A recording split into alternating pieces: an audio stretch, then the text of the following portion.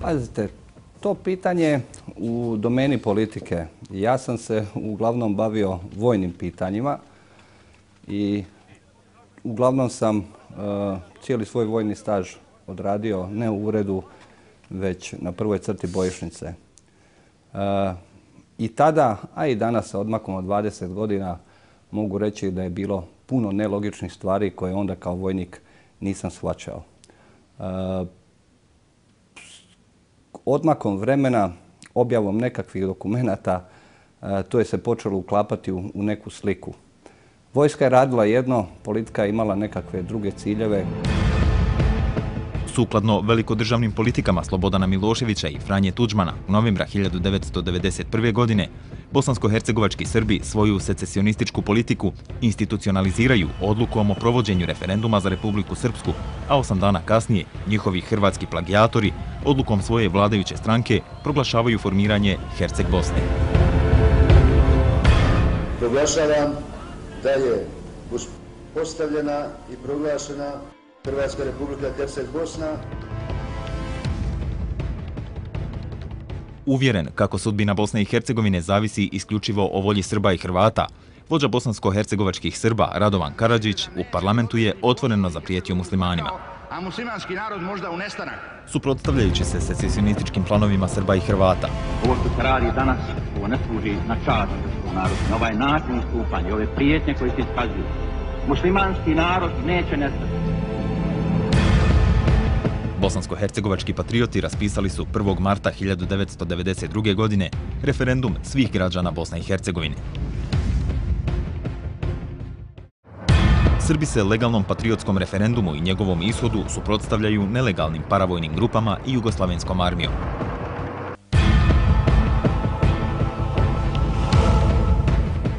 U Bosanskom Brodu 3. marta 1992. oružjem su pokušali osvojiti policijsku upravu i most na rijeci Savi. Bio je to neposredan povod početku rata u Bosanskoj Posavini.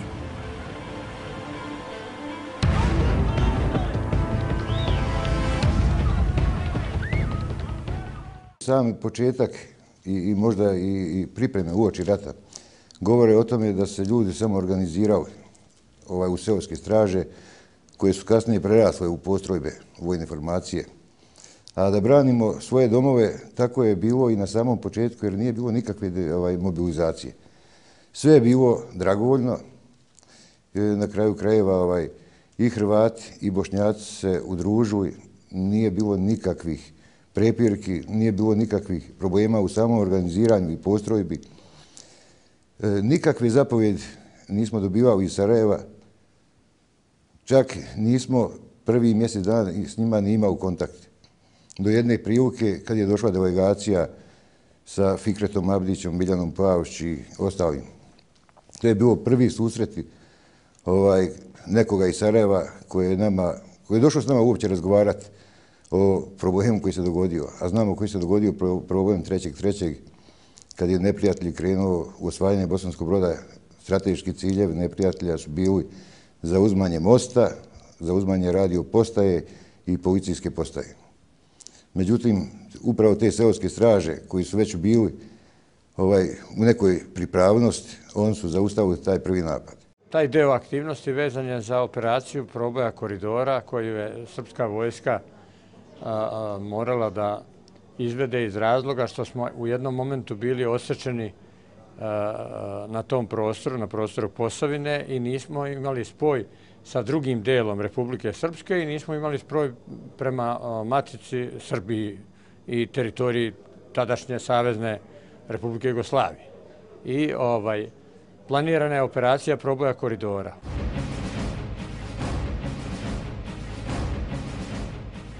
S tim ciljem predsjednik Republike Srpske Radovan Karadžić i predsjednik Herceg Bosne Mate Boban predsjedniku predsjedništva Bosne i Hercegovine Ali Izetbegoviću iza leđa 6. maja 1992. godine u Gracu potpisuju neprincipijelan sporazum kojim se radi osiguranja kompaktnosti prostora i komunikacija paradržavi Republici Srpskoj osigurava koridor u Bosanskoj Posavini. Sastanak je trajao u smislu da su Srbi kazali da je njihova vojna opcija da granica Srbije mora biti rijeka Neretva. Došli smo do saznanja da postoje neke teritorije koje su sporne, ali da ne vredi da ginu momci za to. Niti ćemo mi Srbi dobiti sve što želimo, niti će Hrvati dobiti sve što žele. U to vrijeme su postojale dvije koncepcije u vladi i u vodstvu Hrvatske. Jedna koncepcija koju sam ja zagovarao kao najtvrđi njen zagovornik, da je rat u Hrvatskoj i Bosni i Hercegovini jedan jedinstveni rat, da postoji isti agresor, Velikosrbi i JNA, i da je prirodno pravo i nužda dve napadnute republike, Hrvatsku i Bosnu i Hercegovinu, da vojno surađuju, da sklope vojni savez i da se zajednički brane. Znači, moja teza je bila da se rat odlučuje u Bosanskoj Posavini. Kad smo mi osvojili i prekinuli koridor, tada je bilo pitanje biti ili ne biti. Ako održimo taj koridor, onda postepeno umiru i Banja Luka i Knin i ove stvorene kvazi srpske države i u Bosni i Hercegovini i u Hrvatskoj. I ja sam tada bio zagovornik toga da treba napraviti vojni savez i da treba zajednički obraniti taj koridor. I ako ubranimo taj koridor, dobili smo rat i onda će doći do pravednog mira.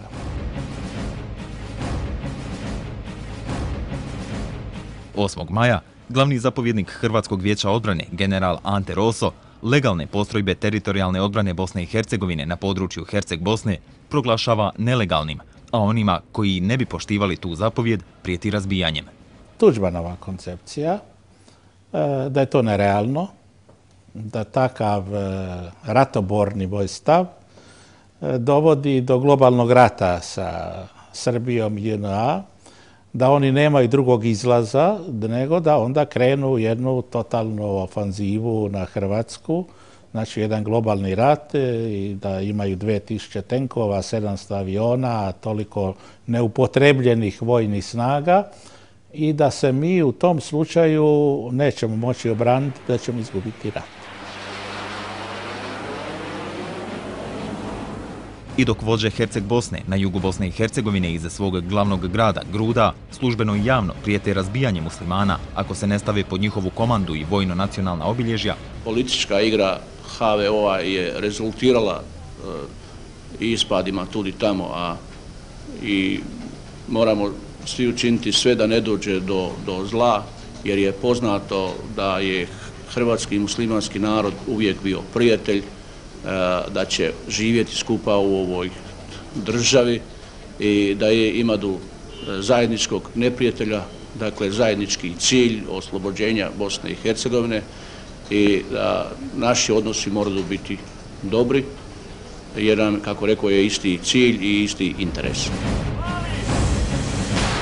Isti dan na sjeveru zemlje u Bosanskoj Posavini zajedničke hrvatsko-muslimanske snage potpomognute Hrvatskom vojskom iz Republike Hrvatske i pod komandom oficira KB-a Vinka Štefaneka kreću u napad protiv jugoslavenske armije i srpskih paravojnih formacija s ciljem njihova potiskivanja na jug i onemogućavanja daljnjih granatiranja posavskih gradova i sela. Mi smo dobili praktično zapovjed od generala Tusa da moramo preći preko i zaštititi taj prostor. Zaštititi ljude koji žive na tim prostorima. Tako da smo praktično 8.5. prešli u Bosansku Posavinu i počela je akcija oslobađanja prostora koja je praktično trajala 10 dana, gdje smo polučili jako dobar rezultat, gdje smo u tih 10 i još kasnije nešto 5 dana praktično oslobodili i uvezali 6,5 općina Bosanske Posavine. Pomoćnik ministra unutarnjih poslova Republike Hrvatske Perica Jurić u podrumu Skupštine općine Slavonski Brod 11. maja 1992. godine formirao je Hrvatsko vijeće obrane za Bosansku Posavinu. Time je u stvari suspendirao legalne i legitimne vlasti 8 općina ove bosansko-hercegovačke regije. Vlasti koje su u Sarajevu bile lojalne, a Zagrebu prijateljski naklonjene. Nama je jedina opasnost prijetila iz Bosanske Posavine. Tako da smo davali, znači mi kao civilna vlast, davali smo podršku svim ljudima koji su se samo organizirali da bi na neki način spriječili dolazak pripadnika JNA i bilo kojih postrojbi bliže Slavonskom Brodu, jer smo to smatrali svojom vlastitom ugrozom. To se to poslije i pokazalo da je zapravo to je bio najbolji način obrane. Time smo pomagali da se stvaraju i postrojbe na području Bosanske Posavine, a Hrvatsko vijeće obrane je bilo jedan oblik nadogradnje i zato je naša podrška bila ta, znači čisto sa željom da se stvori jedan efikasan sustav obrane za Slavonski Brod i na kraju i za ljude u Posavini. Konkretno 101. brigada Hrvatskog vijeća obrane je de facto bila u sastavu Hrvatske vojske. Mi smo bili na platnom spisku. Plaće su dolazile šifrirane kao jedna od postrojbi Hrvatske vojske. Kompletan zapovjedni kadar je bio iz Hrvatske vojske. Zapovjedi su dolazile isključivo od Hrvatske vojske, konkretno od tada brigadira, danas generala Vinka Štefaneka. Dnevno na koordinacijama koje su održavale u Bosanskom Brodu su bili i general Stipetić jedno dugo vrijeme, ali i neki drugi generali. Tako da možemo reći ne da je bilo samo pod zapovjedništvom, gotovo da je bilo u sastavu Hrvatske vojske. Svu civilnu vlast u Bosanskoj Posavini preuzima vodstvo HVO-a na čelu s dotadašnjim predsjednikom općine Derventa Vinkom Begićem, dok nadzorno-sekretarske poslove tog tijela vodi Zdravko Sočković, potpredsjednik općine Slavonski Brod, predsjednik HDZ-a te općine i načelnik sigurnosno-informativne službe Slavonsko-Brodske 108. brigade Hrvatske vojske. Ja sam samo začudio da se on našao na listi ljudi koji su tu u toj organizaciji Hrvatskog vijeća obrane za Bosansku Posavinu. Znači ujedno potpredsjednik Skupštine općine, šef SIS 108. brigade, da mu postaje tajnik Hrvatskog vijeća obrane za Bosansku Posavinu. Pretpostavljam da je to iz tih praktičnih razloga da drži pod kontrolom kompletan sustav obrane, da ima sve te potrebne informacije, da ih može na neki način usklađivati sa aktivnostima 108. brigade. Mi smo svoje informacije, ja sam osobno svoje informacije slao predsjedništvu Bosne i Hercegovine, Stjepanu Ključu kao čovjeku koji je bio član predsjedništva Bosne i Hercegovine ispred Hrvatske demokratske zajednice, ali sam koristio i državu Hrvatsku i slao informacije prema hrvatskoj vladi, upozoravajući šta će se dogoditi na prostoru Bosanske Posavine, Dervenske općine pa i Bosne i Hercegovine, da Republika Hrvatska ne može ostati skršenih ruku, da jednostavno mora biti spremna da će to buknuti kad tada. To je rezultat objektivnih i subjektivnih slabosti.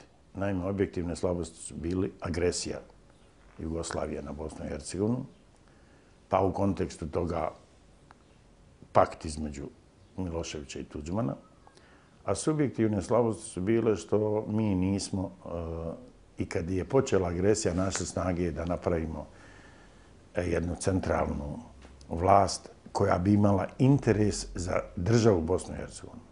Mi smo stalno govorili Bosna i Hercegovina, a u stvari unutar predsjedništva, prije svega Izetbegović, imali svoje planove, tako da njega nije Posavina ni zanimala, a nije ga zanimalo recimo ni Kotor Varoš i niz drugih dijelova Bosne i Hercegovine kao istočna Hercegovina.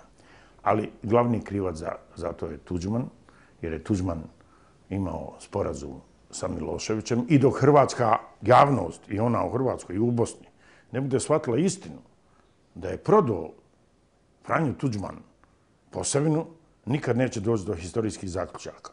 Kasnije sam ja u nekim razgovorima sa delegacijom od predsjednika Izetbegovića s kojim sam se nažalost i morao krio po hotelima Interkontinentala u nekakvim garažama.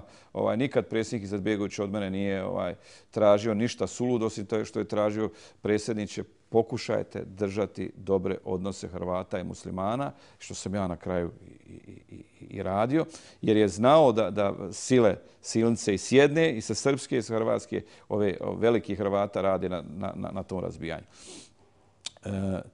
Drugi primjer vam je baš taj oko tog razbijanja, kada ja dobivam od nekakvih zapovjednika iz Gruda da zaratujem s muslimanom. A ja onda, znate, draga moja gospođo, poderam to javno. znam da me snima SIS, znam da me snimaju ljudi koji su i ne dam. Ja kažem, ovo nećete ovdje raditi, jer sad mogu iskreno pričati, znate, kad je krenuo rat, svi ti ljudi muslimani obukli su uniforme HVO. Svim hrvatsko-muslimanskim jedinicama 8 općina Bosanske Posavine, kao i jedinicama Hrvatske vojske angažiranim u Bosanskoj Posavini, zapovjedala je operativna grupa Istočna Posavina sa zapovjedništvom smještenim u Slavonskom Brodu, a čiji je komandant bio pukovnik Vinko Štefanek. Operativna grupa Istočna Posavina formacijski bila je u sastavu snaga Slavonskog ratišta, kojim je zapovjedao komandant general Petar Stipetić sa sjedištem u Đakovu. U takvoj situaciji, posle uspješnih ofanzivnih djelovanja operativne grupe Bosanska Posavina, izbijanja naših snaga pred Doboj, Podnovlje, Modriču, Šamac i dalje Orašje pa do Brčkog. Mi smo uglavnom uspješno provodili borbena djelovanja i čuvali taj prostor.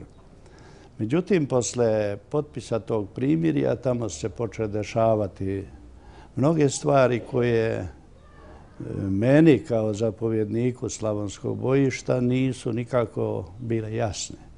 Kad sam preuzimao dužnost zapovjednika, niko mi nije rekao šta je operativni cilj djelovanja u Bosanskoj Posavini, koje su zadaće te Hrvatske vojske i HVO-a. Zapovjedništvo Hrvatske vojske i HVO-a u Bosanskoj Posavini imalo je ambiciju potisnuti srpske snage na jug i spojiti se sa snagama drugog korpusa Armije Republike Bosne i Hercegovine iz Tuzlanske regije pod zapovjedništvom generala Kneza.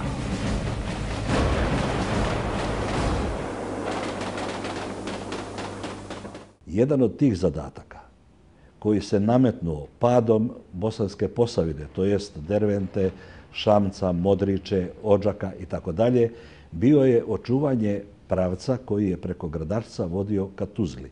I mi smo zbog jedne novonastale situacije morali dio svojih snaga i sredstava preorijentirati na taj pravac i stvoriti uvjete da nam neprijatelj ne udari na tom pravcu i ne ugrozi, da tako kažemo, Tuzlu, a time i čitavu tu regiju.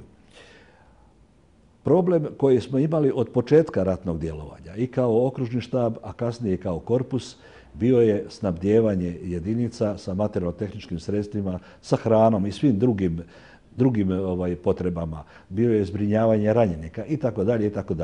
Mi smo, da bi neka sredstva dobili u korpus ili okrugni štab, morali prelaziti i po 1000 kilometara i taj put je previše dugo trajao, tako da praktično nismo bili sposobni bilo kakvu akciju planirati ukoliko nismo imali osigurana sredstva i ukoliko ta sredstva nama nisu mogla brzo stići. 6. listopada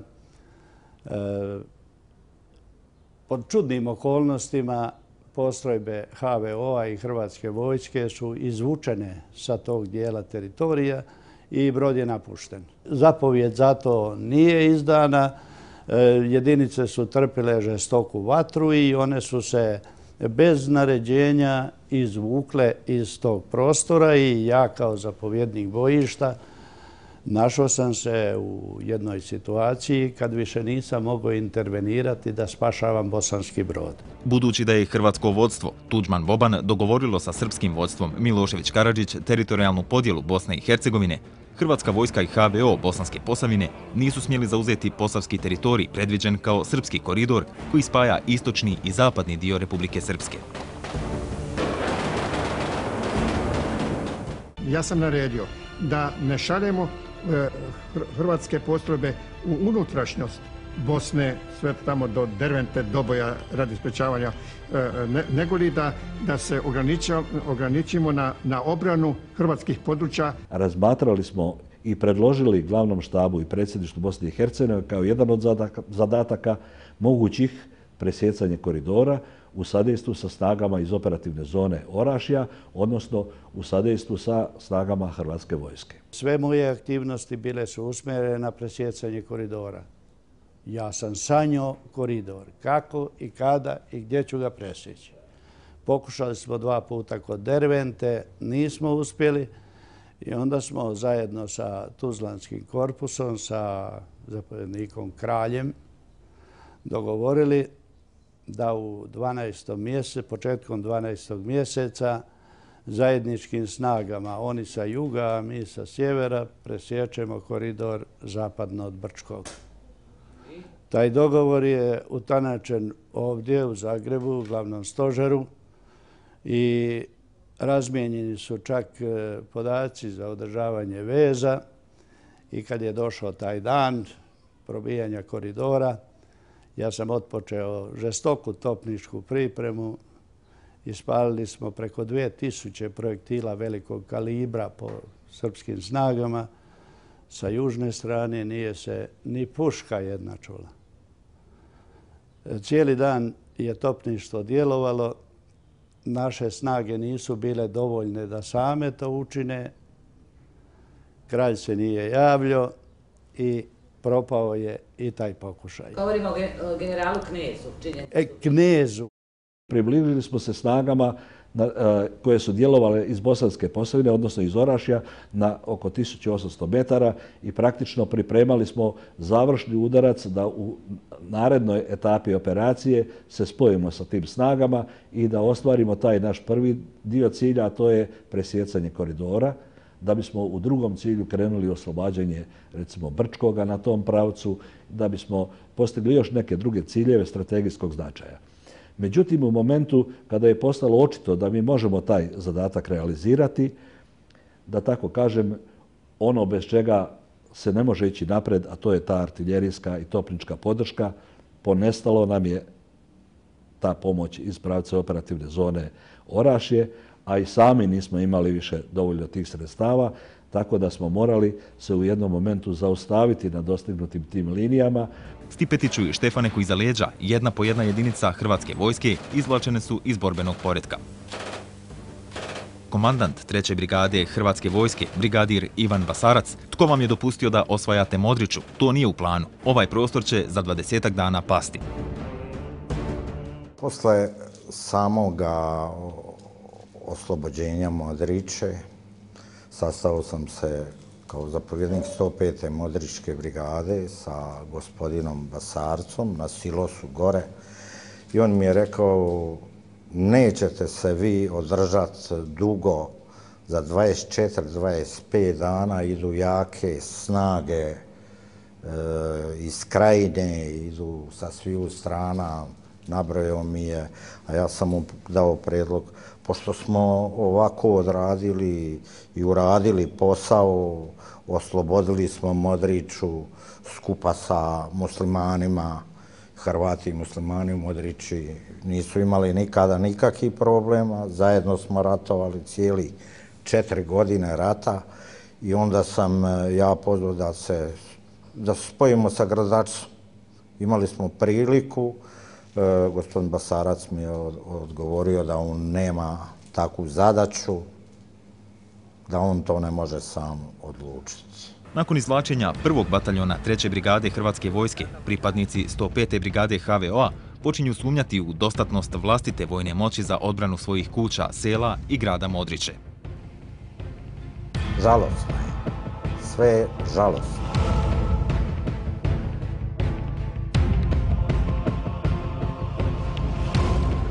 Budući da hrvatsko vodstvo nije smjelo narodu i borcima Bosanske Posavine kazati kako su u stvari namjeravali pod hrvatsku kontrolu staviti teritoriji Orašja, Šamca, Odžaka i Bosanskog Broda, a ne Dervente, Doboja, Modriče, Gradačca i Brčkog, dopustili su neka se u koridoru između ove dvije grupe gradova dogodi spontano ono što je u Gracu skontano.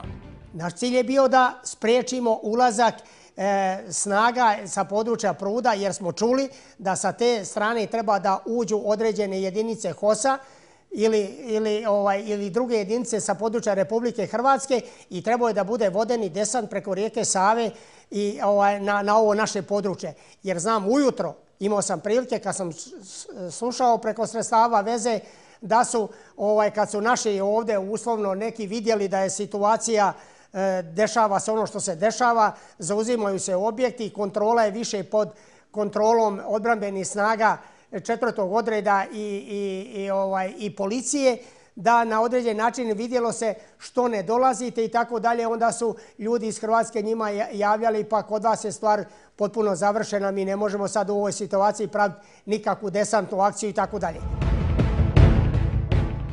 Tretirajući takav odnos hrvatskog vodstva prema dogovoru iz Graca kao vjerolomstvo, političko vodstvo i vojska Republike Srpske donose odluku o nužnosti vojnog rješenja pitanja kompaktnosti teritorija i komunikacija nasilnim probojem koridora.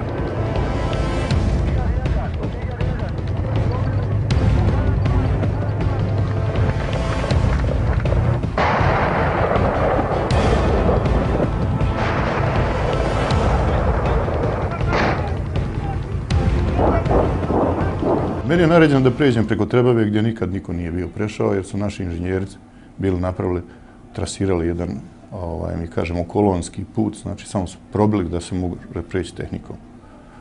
Samo prelazak, ja mislim da je bilo veliko iznenađenje za branioca jer smo se pojavili u reonu Tolisa i Donjeg Skugrića gdje nas nije očekivalo. Da iskreno kažem, pitao sam generala Talića ko mi je protivnik, on je rekao jedan bataljončić, ali slab. Prvi dan kad smo krenuli, bilo je tvrdo, stvarno moram da kažem da smo imali i gubitke i nismo ostvarili veći uspjeh. Tu smo se sreli sa jednom jakom jedinicom koja se profesionalno branila. Međutim, sutradan smo malo pregrupisali se i na naše iznenađenje bilo je mnogo lakše nego prvi dan i taj dan smo mi faktički ostvarili prvi, taj osnovni cilj. Mi smo probili koridor i izbili smo u reon Čardaka i spojili se sa snagama Istočno-Bosanskog korpusa koje su napadale sa druge strane. Dok hrvatska vojska svoje jedinice povlači iz koridora, odnosno ne šalje blagovremeno dovoljan broj vojnika i materijalno-tehničkih sredstava u cilju kontrole tog prostora. Ljudi su bili umorni, znate. Tu nije bilo smjene. Pa druge postrojbe koje su ulazile u prostor, oni su imali smjenu. Trajali su tjedan ili dva najviše, onda se vraćaju, dolaze su druge zame. Neki ljudi su i sve to vrijeme, praktično bez smjene, odrađivali taj posao. Vojska Republike Srpske, shodno dinamici izvlačenja svojih snaga iz Hrvatske, svoju vojsku potpomognutu jednim bataljonom iz Knina, koncentrira u prostoru uz koridor i 14. juna vrši pripreme za njegov proboj.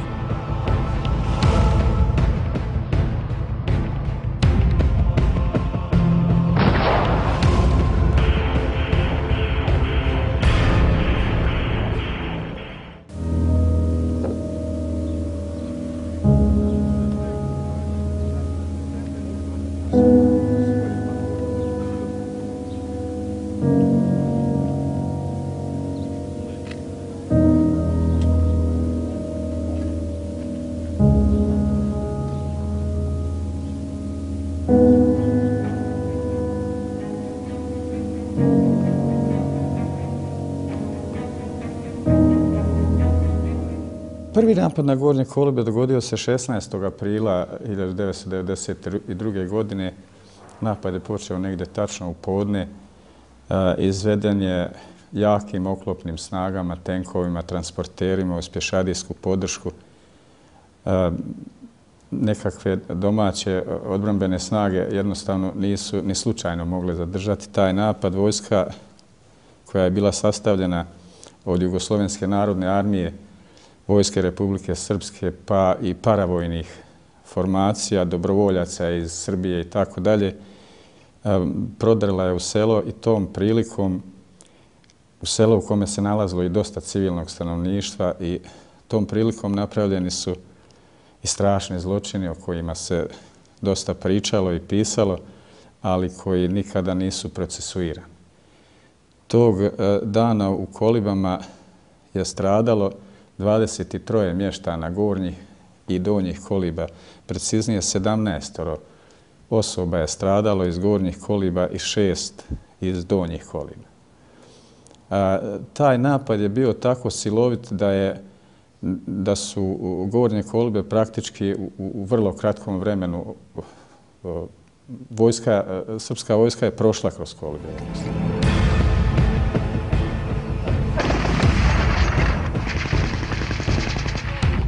Na Nakon 42 dana zapriječavanja protoka srpske robe, ljudi, vojske i materijalno-tehničkih sredstava od strane HVO-a i Hrvatske vojske, Vojska Republike Srpske je, koncentriravši 54.660 boraca s velikom tenkovskom, oklopnom i avionskom pratnjom, 26. juna 1992. godine, 10 km istočno od Modriče u rejonu Čardak-Kornice, probila koridor. Probojem koridora Republici Srpskoj je osiguran život, a cjelovitoj multinacionalnoj Posavini smrt.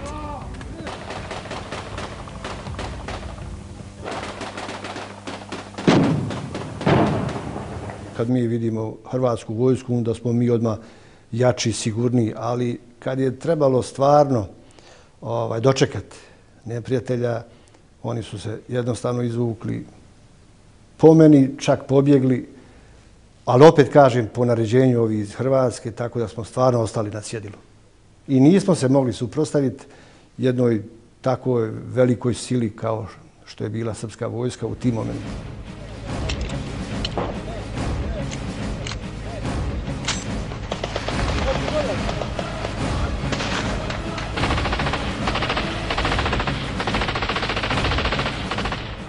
Deset dana nakon uspostave kompaktnosti prostora i komunikacija Republike Srpske, odnosno koridora, 8 dana nakon gubitka Modriče, 3 dana nakon gubitka Dervente i 7 dana prije pada Odžaka, 7. jula 1992. godine, ministar odbrane Republike Hrvatske Gojko Šušak svim zapovjedništvima Hrvatske vojske ponovo upućuje sada javnu uputu u kojoj se ističe kako nije dozvoljeno slanje i upotreba Hrvatske vojske izvan granica Republike Hrvatske.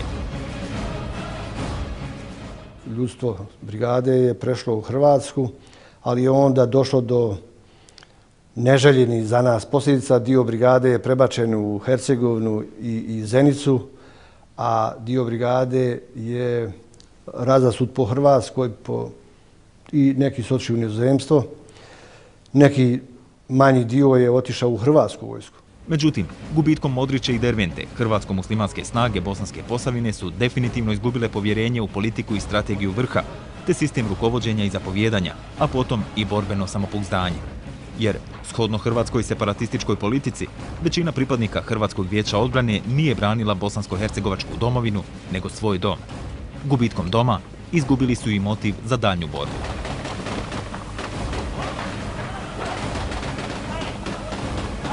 Mi smo čak u 9. mjesecu 1995. godine dobili signal iz NATO saveza iz Brisla da krenemo u oslobađanje Bosanskog Šamca, Odžaka, Bosanskog Broda i dijela Dervente. Rečeno nam je samo da ne presicamo koridor, da bi Srbi mogli da se izvuku. Tada su kilometarske kolone Srba bježale od Banja Luke prema Bijeljini i dalje prema Srbiji.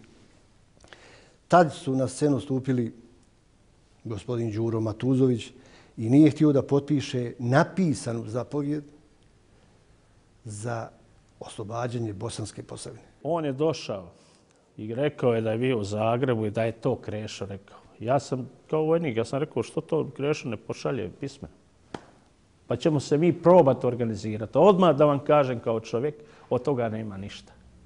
Evo taj, Tomo i svi drugi. Kad trebamo dvije otporne točke da im damo da drže, oni nisu u stanju. A kamoli da sad pomjerimo crtu 5 km pa da ili 10 ili 20.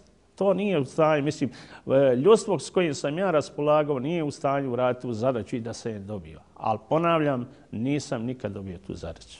Posljedično, 14. jula Vojska Republike Srpske osvojila je Odžak, a 7. oktobra 1992. godine njenim ulaskom u Bosanski Brod završila je osvajanje, osim Oraške enklave, cijele Bosanske Posavine. Pa zato što su se hrvatske postrojbe povukle po nečijoj zapovjedi, ne znam čijoj, nekoga iz Hrvatske. Ovo je izdaja. Mene još više pogodila izdaja 1995. godine kada je u Daytonu Tuđman ispred Hrvatske Jadranko Prlić, koji ne smije doći na ovaj prostor, ja sam mu ja to rekao, a potom i Krešo Zubak, oni su potpisali da su Derventa, Brod, Šamac i Modriča, kako oni kažu, vekovni srpski prostor. Koliko je ta borba bila neravnopravna, najbolje govori činjenica da je Vojska Republike Srpske sa 19.960 boraca napadala na 2498 boraca HVO-a i Hrvatske vojske 7 dana prije nego je osvojila Bosanski Brod.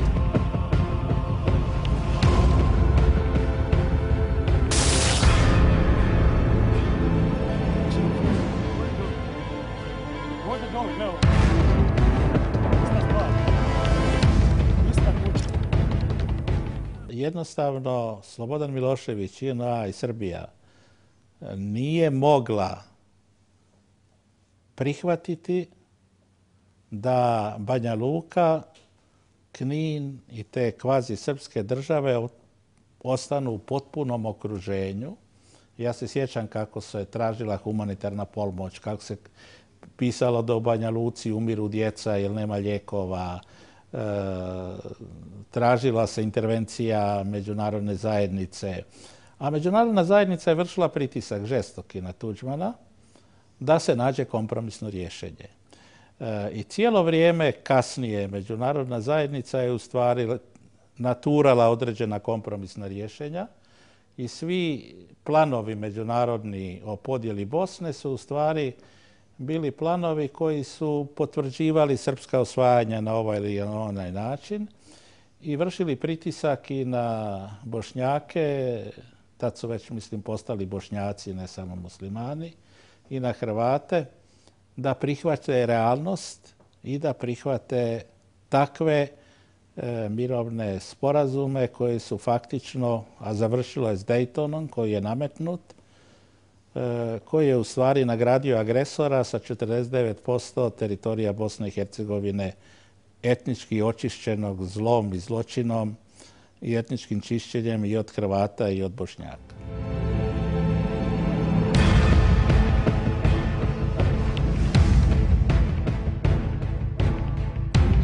Nakon 20 godina, kako gledate na sve te stvari danas? Pa nakon 20 godina nisam nikada zaboravio Modriću. Nisam nikad zaboravio rodni kraj i ljude koji su sa mnom bili u vojsci, koji su sada jako teško žive, pogotovo ljudi muslimani koji su se vratili u Modriću i oni su vratili se na svoje, nemaju nikakvog ni zdravstva, nikakve skrbi, ni liječenja, ne mogu vam objasniti sve.